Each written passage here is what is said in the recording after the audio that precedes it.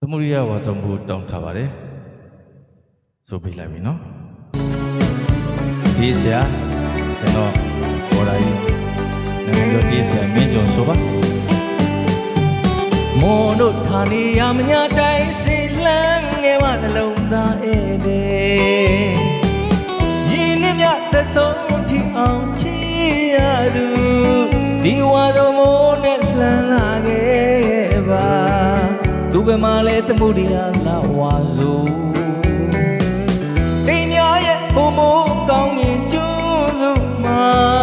ရင်ခုန်တန်စီချက်မျက်ရည်မိုးရဲ့ရွာပါတော့သမှုတရားလာဝါဆို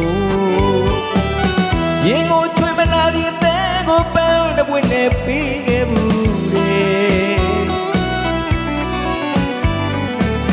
ဆန်းတော်ရှင်လေးဦးမနှလုံးသားသစ္စာပြုခဲ့ပါရစေအိမ်မက်ဆန်းနဲ့ချစ်သူရဲ့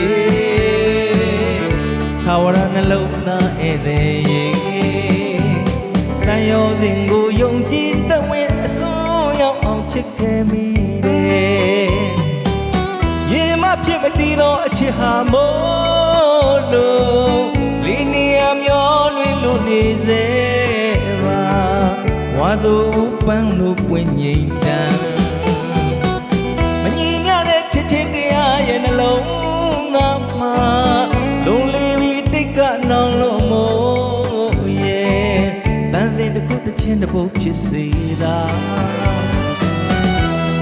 ကျေးဇူးတင်ပါတယ် copyright ရှိလို့ဒီလောက်နဲ့ကျင်းနေပြပါ